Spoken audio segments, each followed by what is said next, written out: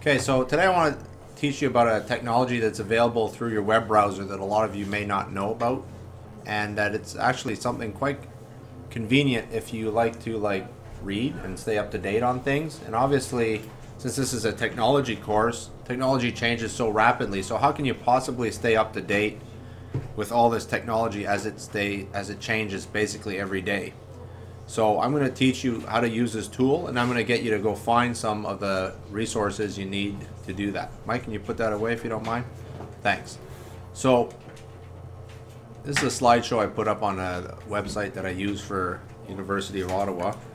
And believe it or not, this is useful for, and people even at that level, many don't know about this, and it's just so useful. So two things that you basically need: an RSS reader and the content that you're interested in. So those are the two things. I'm going to teach you how to use one today, and also get you to go find some sources as well. So this is maybe what many of you are actually doing. So if I just get the people in the back and be quiet because I'm recording, if you don't mind, just whisper if you don't mind. So probably this is what you're doing. You probably go to your computer or to your cell phone and type the address of the things that you're interested in, and you go basically to your blog, to your favorite newspaper, to your favorite website, to your favorite podcast, or your favorite YouTube channel. And give me a second, I'm going to just pause this, the phone's ringing. Of course, everything. Well, if you're like me, I don't have a lot of time to waste basically on reading all these newspapers and going to 10 YouTube channels and going to 10 blogs. I don't have time. So this is how I do it, and this is how anybody who's busy and really wants to get the information quickly goes about it. They go to those sites once, go to the blog once, go to your favorite newspaper once, favorite website, favorite podcast, or your favorite YouTube channel. You go there once, and then you have that information sent to something called an RSS reader. So I'm going to show you how to set that up right now. So you go to your Google Apps account. Right now you're going to pay attention. And normally if you were in Gmail, you would see something here called Reader. Wow. And it actually shows up now. Before it used to never be there. So let's make this easy. Click on Reader. And in your case, you're going to see something like it's a new thing, because you've never set it up before. So you only have to click on one or two things, and then your reader account is set up. So you don't have to create a whole new account. Okay, that's pretty easy. So once you have your reader account, you have it and it's attached to your Google Apps account forever. So anything you want to go and find, you basically subscribe to.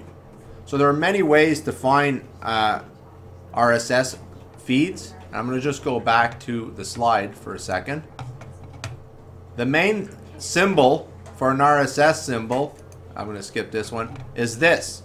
Maybe you've seen this on web pages before and you didn't really know what it was for.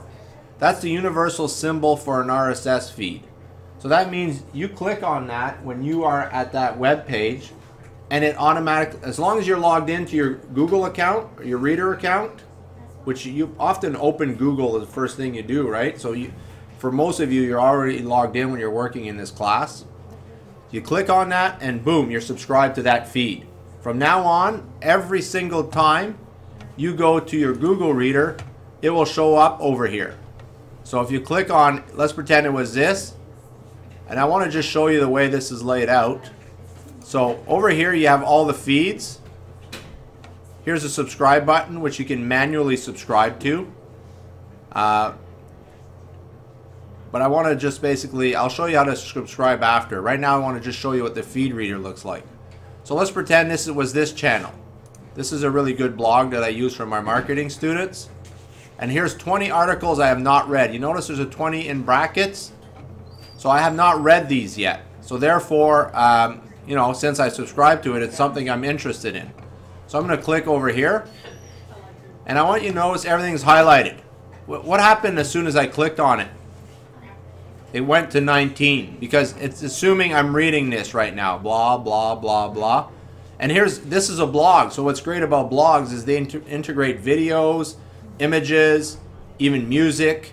And all of that is part of it. So here you go. All these great... this is only one blog entry. What happens when I go to the next one? Down to 18. You following me? You just keep going. You read all of them. And every time you read an article, it takes it out. Remember, I subscribe to things I was interested in. So obviously in this course, we're interested in technology. So I'm going to get you to subscribe to some technology feeds. And let's pretend for some reason I don't want to read any of these. What I'll do is, oops, click over here. You see this little arrow? And I will just, or I can do it up here. It's even mark all as read. So all of these have now been marked as read. But here's the other interesting thing. If I click on this, even though I've read it, everything that's a part of that website's RSS is going to be a part of this history. I can scroll back to the beginning of when this blog was created. You understand? Like, that's how powerful RSS is. You could go back to stuff that's no longer even on their web page and you can see it. A lot of people don't know about this, and it's just amazing. If you actually want to stay up to date and read, and you know, this is the thing. This is obviously for this course, I'm teaching you this, but let's pretend you're really interested in like the hockey strike, or you know, the hockey, your favorite hockey team is Toronto Maple Leafs or whatever, and you want to have everything up to date. You go to their website, they all have RSS feeds. So obviously you can use this for your own stuff. So maybe you're really interested in, I don't know, like anything really. You subscribe to that and you find those things. So I'm going to give you a couple examples. So let me just go back to the slideshow. Tips to find content on what you want. Well, one of the easy things is Google search, okay? And you may not know this, but Google has a blog search, all right? So let's just type that in. So I'll go blog search, Google blog search, okay? So if you type, what are we interested in? Let's write Maple Leafs. Let's pretend, well, for you guys pretend, but. So here's a blog on the Maple Leafs. So I click over here. And sometimes you'll see it set up this way. Sometimes that's a different, so I'm looking for that symbol. Oh, wait, there it is. You know, it's not always orange. The original symbol is orange. You can follow them from Twitter, which is similar, Facebook, and email. So I click on this. It'll take a second. Which service would you like? I'll just click Google Reader. Okay, this is different. Let's see what happens if I click on that. It's probably going to send me to the extension, which is not what I want. I have it set up, but I don't. Okay, that's not what I want. Anyways, so let's, or just a simple. I'll just show you something else. I'll click on the XML tree, which looks like gibberish, right? This means this guy didn't set up his web page properly, but most people don't really know anything about web design, so it doesn't matter. All I do is I Control C, right? You know what that means, guys? Copy. I go back to my reader. I click subscribe. Control what? What do I press to paste? Control V. Excellent. I add it.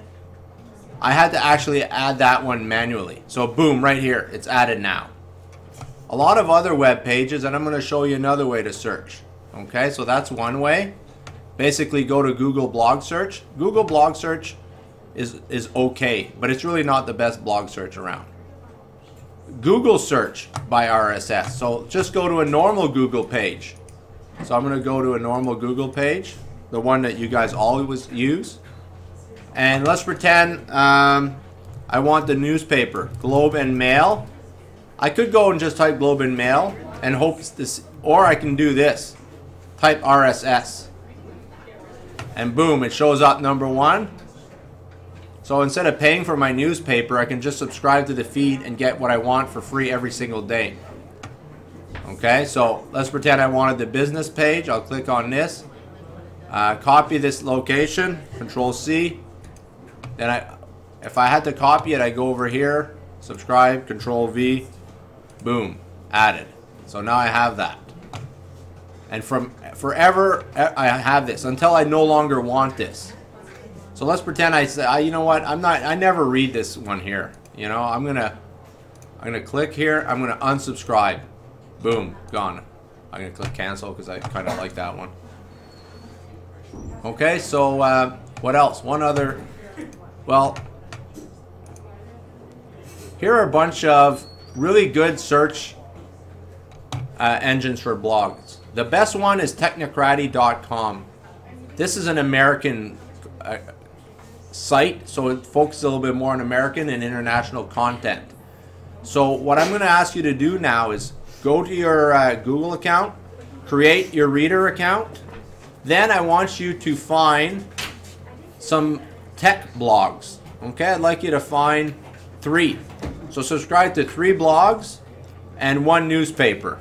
All right, and obviously pick stuff you think is good. And you can ask me, sir, do you think this one's good?